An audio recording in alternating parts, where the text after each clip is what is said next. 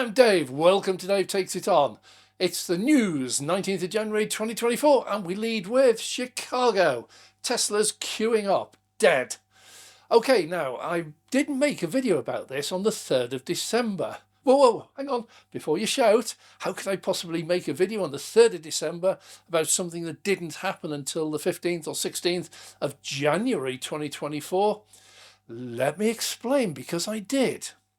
It's also important, I know this one's purely Tesla, but this applies to all EV drivers. Now, on that video, on the 3rd of December, I stated very simply that batteries are simply chemical reactions. Two chemicals or three or more all reacting, and all reactions in chemistry proceed faster when they're warm or hot and slower when they're cold. Now, for reasons I'm not going to go into here, that will be the subject of a very soon to be released video going into great detail about this, because it is amazingly relevant. But if you turn up at a Tesla supercharger, the supercharger will be working. How do I know that? Well, electricity doesn't stop in the cold. If it did, planes would fly out of the sky, because once you get up to about 30,000 feet, temperature up there is about -40 centigrade. It's freezing. And they run quite happily with computers and everything. So electricity runs in the cold. What happened, to put it very simply, was a load of cars arrived which had been left out the night before. And you need to see my video to find out how I can make that claim. The batteries were at something like 0 degrees Fahrenheit. This is about -30, -40 centigrade. It's absolutely crazy temperatures. But these batteries, and don't forget, these are huge batteries, 6 foot long, 4 foot wide, and a couple of inches deep. They are massive mass, and they arrived at the chargers with these at something like 0 degrees Fahrenheit. Absolutely frozen, solid. All cars have a battery management system, and these are to protect the battery. If you try and shove in 100, 150, 200, 300 kilowatts of power to charge up a battery at 0 Fahrenheit, it will not allow it, because that would destroy the battery. The ideal temperature for a battery for charging is between 30 and 40 plus centigrade. This is over around about 100 Fahrenheit. So when you plug in to a supercharger or any charger with your battery at 0 Fahrenheit, it will not charge. All that will happen is your car will use the power coming from the charger to try and start warming your battery before it allows it to charge. And because of the sheer size of the battery, that can take up to an hour before the temperature is warm enough. Don't forget, it's still 0 Fahrenheit outside, still, while they're charging. So as fast as you're warming it up, it's losing heat. And that means that every single car that turned up at a Tesla supercharger with a stone cold battery was locked in for an hour before it would even start. Once it started, it would start slow until it really started warming up, and only then would you get a half decent speed out of it. Lesson to be learned. This again will be in the video. If you are going to charge, Tesla's absolutely every single one has a preconditioning program built into it. If you program in the charger you're going to, it will precondition your battery, and you will arrive with your battery at +30, +40, absolutely ideal temperature for a really rapid charge. Really rapid. So why didn't these cars? Well, they knew that where the charger was, they use it regularly, and they decided not to program in the charger location into their sat-nav. So the car had no idea whatsoever it was going to charge. Preconditioning is not a mind reader. How do I know they're all outdoors? That's covered in the video, but these cars were stored outdoors overnight, and the batteries were solid ice bricks. They really were. This disaster, totally self-inflicted, totally avoidable. I told them how on the 3rd of December. You might want to look at that. The video, the link for that is down below in the description. But wait a couple of days and the new video will be out, which goes into a lot more detail. Okay, BMW just announced the end of ICE. Whoa, well, not quite. What they've said is that the ICE car peaked in 2023 and they predict it will drop ever afterwards. It will never get back up to the levels it was in 2019 pre-COVID, and it will not even stay at the level it was last year in 2023, which was quite a good year for them. They are predicting that ICE cars are on a rapid downward trend and their future is clearly EVs, and they have a new EV coming out this year, and it looks really interesting. Now, most EV haters say, oh, private buyers aren't buying any EVs, it's a disaster, they're going to collapse. It's only fleet sales that are keeping them up, keeping the sales up, keeping the product going. Well, you've got to realise that this is a rather stupid statement. You see, fleet managers have one job, and that is to cut the cost of their transportation. A fleet manager runs a fleet of vehicles, that's the definition of it. And one of his primary jobs is to make sure the fleet is reliable so that the business can carry on, but also to try and drive down the costs. Now, Hertz, when they took on their EVs, they got it wrong. They found that EVs are not a good match for their business model. Now, I won't go into detail why. Again, there'll be a video on that in the near future. But for Hertz, EVs really don't work. It's not a total surprise. It was a shot in the dark. It didn't work. Does it mean EVs are bad? Absolutely not, because fleet managers are buying them like they're going out of fashion. And the reason for that, very simply, is twofold. It is the reliability. Now, I know Ford have massive problems with reliability, but they have that with their ICE cars. They are the world's leading company for having product recalls. So Ford is not a good model to look at, but Teslas are. Most faults or most issues that crop up are handled almost instantly by over-the-air updates.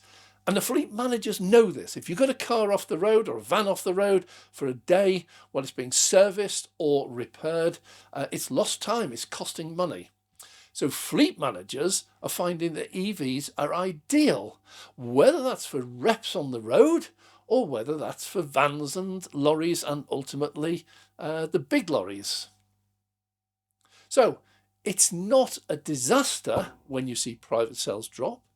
But there's also another fact going on, and that is when a fleet buys cars, they still buy them, but leasing companies are fleet managers, fleet cars. So when a person decides not to buy his next new car, but to lease it, the market loses one private sale. But a leasing company, which is a fleet runner, they have to buy that car off the manufacturer. So they're not losing sales, they're just transferring from private buyers to fleet and leasing buyers. Now, some of you will support it, some don't. I do a little bit, but the Superbowl is coming up. Massive big event in America, and advertising is always an issue that crops up. Last year hit a record, and it was something like $6.5 million for a 30-second advert in the middle of the Super Bowl. So who's queuing up to do it this year? Tesla? Unlikely. Someone suggested they should just to put the others down, but what is the reason for spending $7 million on a car that doesn't need any advertising? No, the three primary ones, Volkswagen, Kia and BMW, they've all booked space again this year. They're now regulars, and they obviously seem to have loads of money to spare and have the need to advertise. Does that tell you something about their cars? Now, announcement by BYD, they're going to invest $14 billion in hand and feet-free navigation on autopilot. Hang on. Is that not what Tesla has already offered? They've done so for at least the last 4 or 5 years. Now, I know BYD are in a different market. They are very much at the cheap end of the market. Most of their cars are in the teens, some of them below $10,000. However, some of their cars are in competition with Tesla at the top end. And those cars, for the first time, they're now looking at investing in navigation and full self-drive. It's nice of them to catch up. Oh, we wish them all the best. We need more cars on the road. And if you can get a Model Y competitor for half the price, then go for it. I'm not dedicated to Tesla. I just see no alternative for my particular need.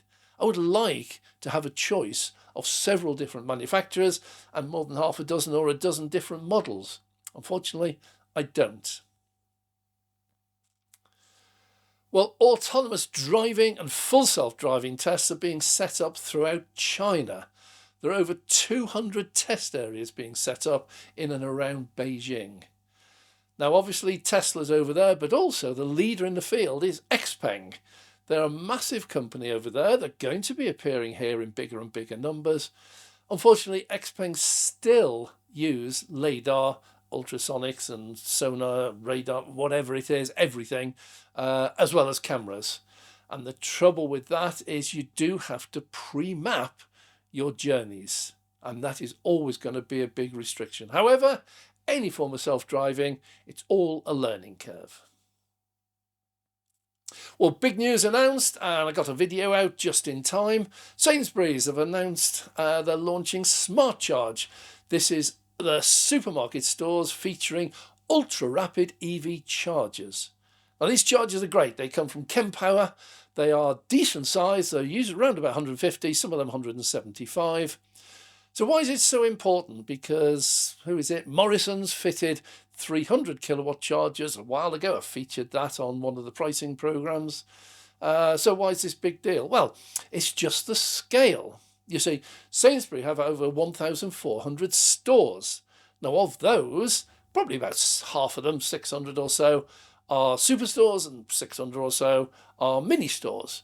Now, some of the mini stores just don't have any parking at all. You can't put a supercharger, can't put a rapid charger, ultra rapid charger if you haven't got the space.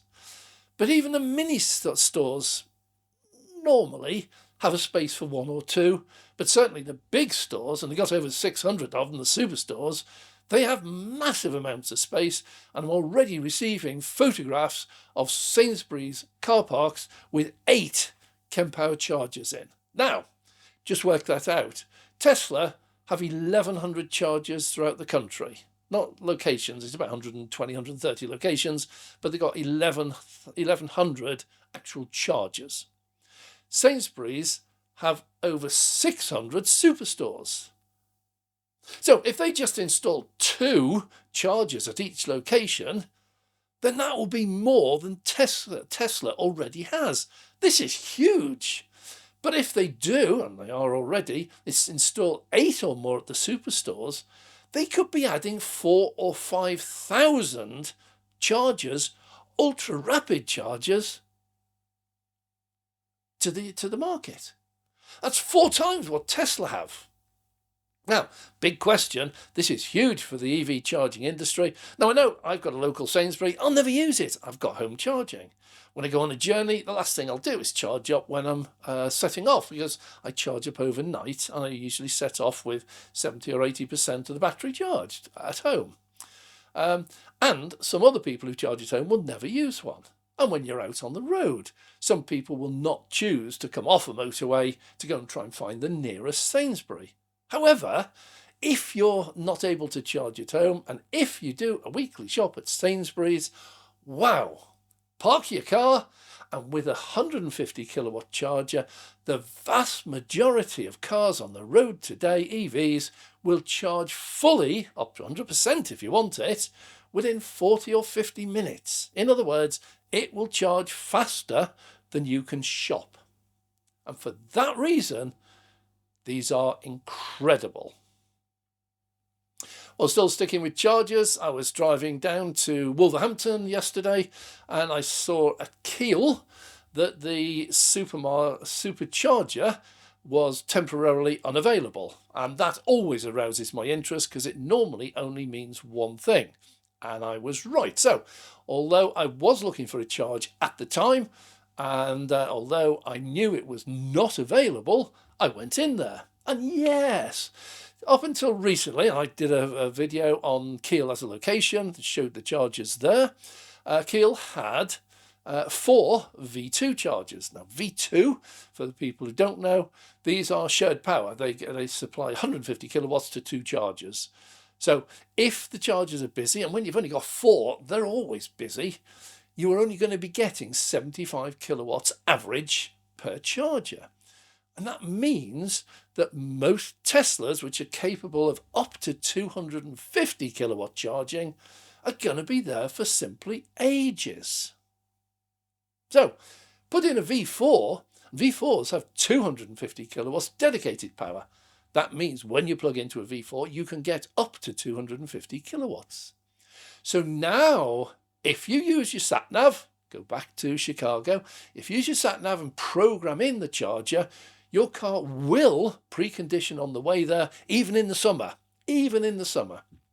So when you get there, your battery will be at the absolute optimum temperature, and you will be able to add between 150 and 200 miles in just 15 minutes. Wow, that's fast. So these are going to have a very rapid turnover. Okay, so let's have a look now. Tesla again, slash prices. Ha!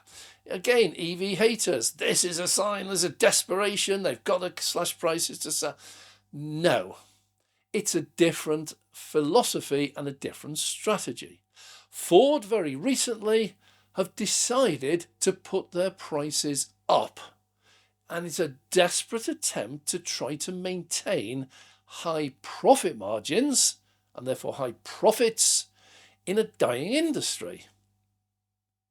Tesla, right from the day he started, said he wanted to drive the price of Teslas down to make them a mass affordable product.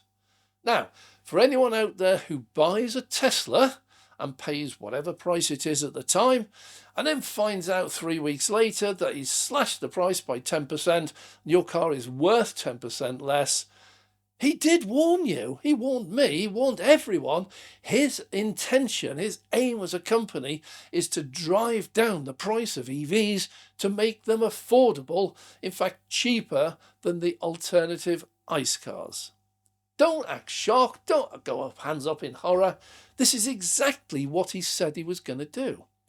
Tesla is fighting by dropping the prices to maintain the high level of sales. It was last year the #1 selling car in the world, the Model Y, best-selling car in the world ever. So his strategy seems to be working.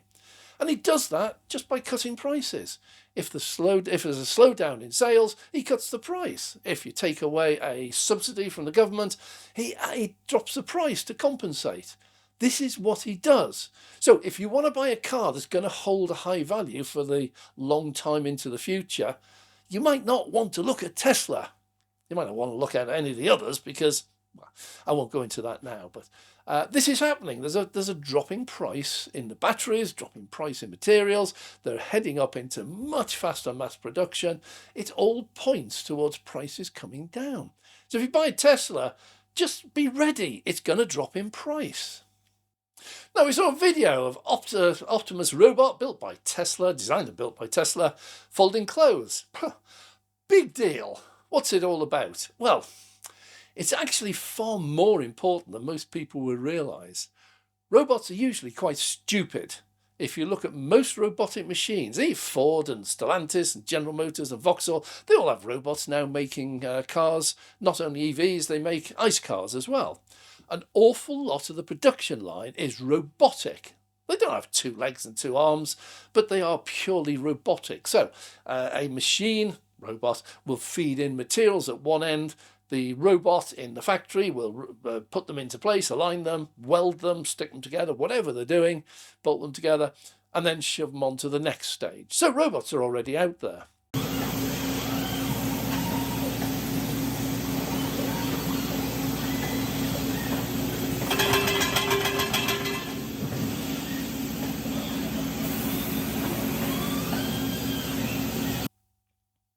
What they can't do is 2 things. The first one is multitask.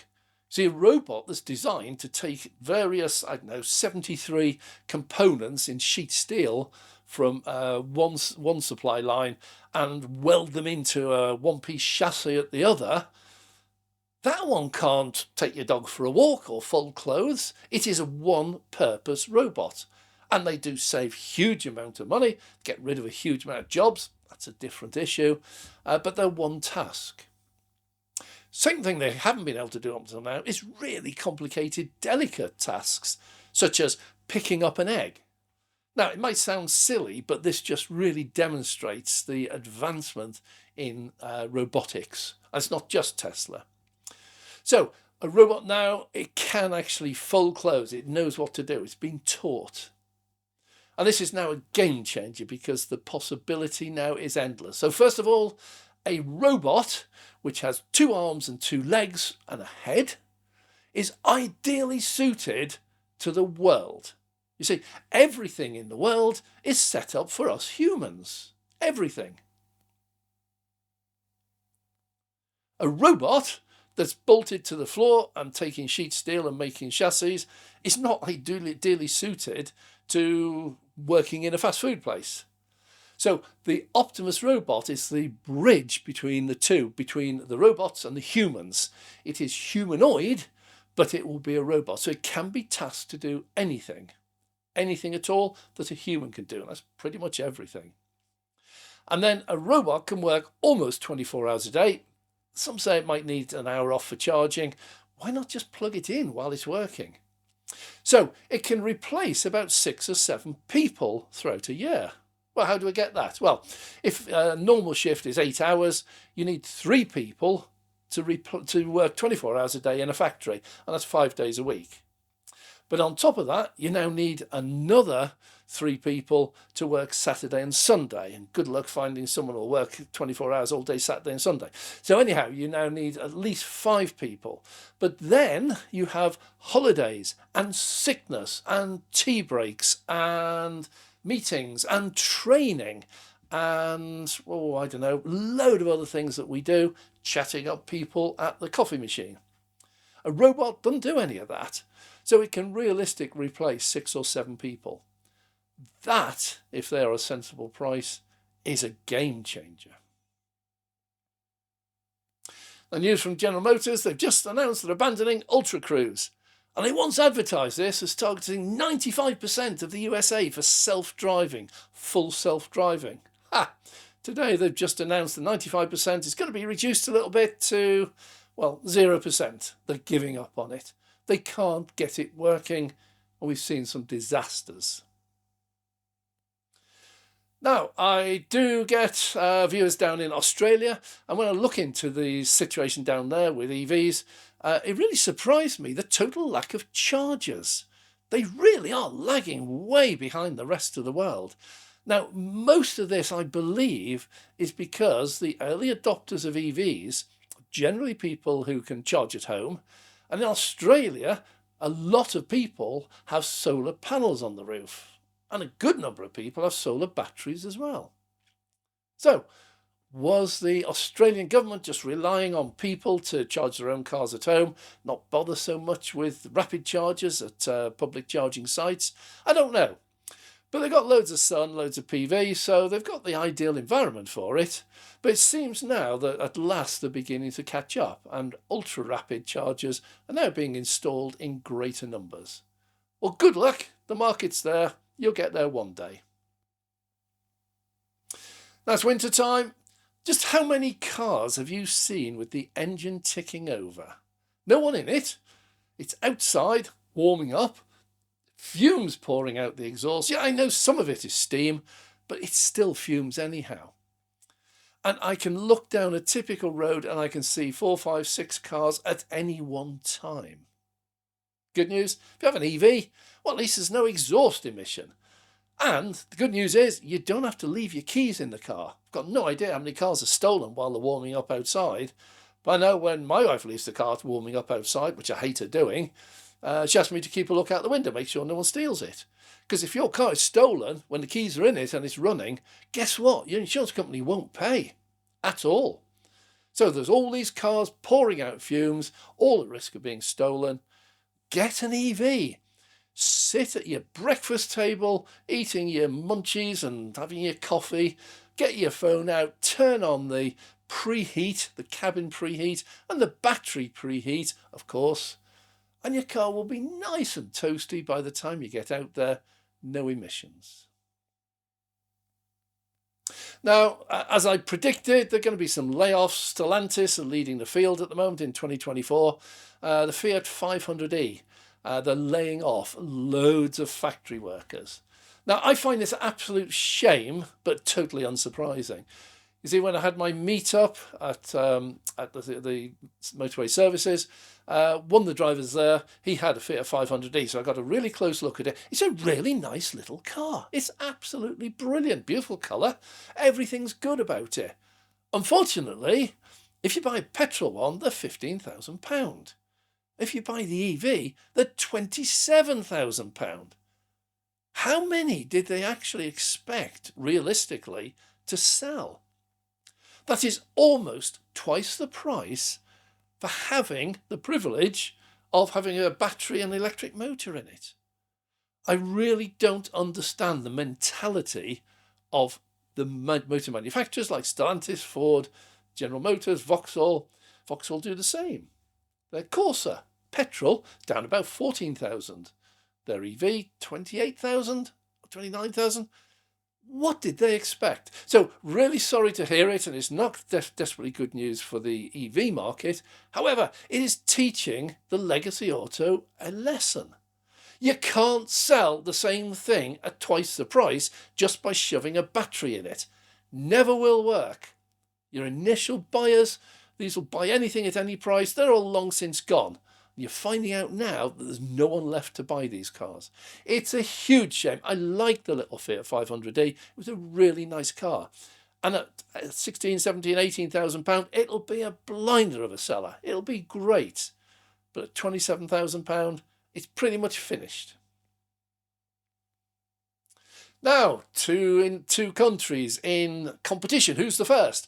Well, it seems to be just London. London ambulances are going EV. Now, French emergency responders have gone and bought a load of Model Ys. Now, first, emergency responders. Ambulances are big and cumbersome. They don't get through traffic as quickly, don't have the acceleration, and get stuck in traffic jams. So a lot of ambulance organisers, they have first responders, and these could be motorbikes, which can weave in and out of traffic, or they can have fast cars. Cars are much smaller, much nippier, and with a siren going, it's much easier to push your way through traffic than it is in a great big ambulance. They are restricted. You can't get a huge amount of equipment in a Model Y or on a motorbike, but if you can get an emergency responder there, it can be a matter of life and death. So London ambulances have announced that ambulances are going EV. In France, the emergency responders have just gone Model Y. Now, it's ideal in these cases. The first thing is look at the use. Vehicles do not sit out on the road 24/7 driving. They are very often parked up. And when they do go out, it is often for quite a short run. It might go from the ambulance station or the nearest hospital, and it'll go out and pick up a patient or drop off a medic and then come back. Short runs. They don't do long distance as a general rule. So every time they come back, they just plug in. They'll be constantly just topping up throughout the day. They'll always be ready throughout the day, and they are absolutely perfect. Less downtime, no servicing, and actually cheaper. So, see, rather an interesting world in the total battery electric vehicle and petrol hybrid electric vehicle sales figures. Top number one seller in the world, the whole world, is the dearest car. That's the Tesla Model Y. They average about £50,000. But when you look down the list, the next dozen or so, they're all under 20,000. These are the little budget models, some of them under 5,000. You've got the Wulungs and whatever it is. There's loads of them, little tiny ones. You've even got the BYD, which is one of their models, is down at about 8,000. And to find a Model Y selling at £50,000 to be the world's best seller is absolutely amazing. Now, VW seem to be in a bit of trouble with their ID3 and their ID4. So the ID3 and ID4 is in direct competition with the Tesla Model Y. It's a similar price range. The ID3, around about 36,000. The cheapest of the Model Ys is about 40,000. And Model ID4 is well into the 40,000s, 45, 46,000, which is direct competition to Tesla Model Y. So not doing so well. And they've actually said that 2024 is their break year. The sales in China have been collapsing. There's so many really good cars coming on the market by Chinese manufacturers, the likes of NIO, Geely, Great Wall Motors, XPeng, BYD. Some cracking cars coming out that leave Volkswagen standing. Volkswagen now, up till now, have been surviving purely on their name, their brand. People liked buying Western cars. Chinese people no longer do. And so this year is a pivotal year for VW in China. They get about half of their profits from selling in China. If that market this year is now finished, Volkswagen are in trouble. Well, we see now the result of terrorism. 95% of all shipping is now avoiding the Red Sea, and this adds time and cost.